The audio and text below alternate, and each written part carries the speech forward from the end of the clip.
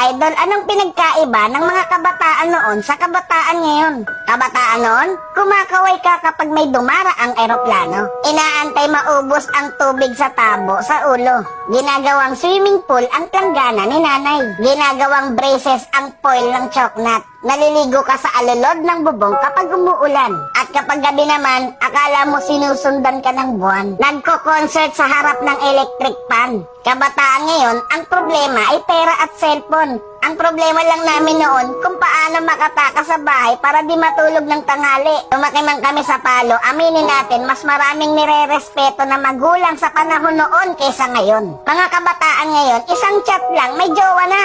Eh kami noon sa flames lang umaasa. Broken hearted pa pag friends ang resulta.